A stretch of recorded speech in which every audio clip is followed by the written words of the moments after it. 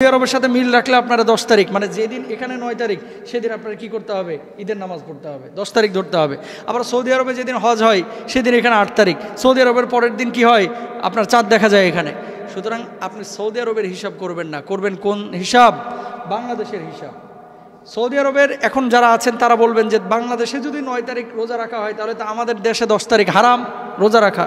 এজন্য আপনাদেরকে বলি, আপনারা যদি 2টা রোজা রাখতে পারেন, অর্থাৎ বাংলাদেশের 8 এবং 9, তাহলে আর কোনো ঝামেলা থাকে না, 2টাই আমল হয়ে গেল ইনশাআল্লাহ বলেন।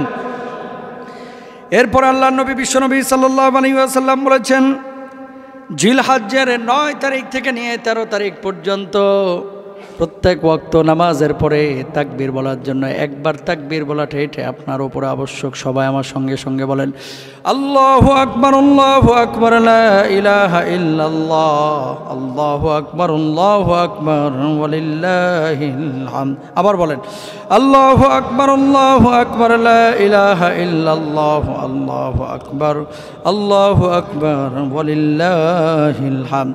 মোট 23 ওয়াক্ত নামাজ। কয় ওয়াক্ত? 23 ওয়াক্ত। 9 জিলহজ ফজরের নামাজের পর থেকে নিয়ে 13 জিলহজ আসরের নামাজ পর্যন্ত। অনেক সময় ইমাম সাহেব ভুলে যাইতে পারে, ইমাম সাহেব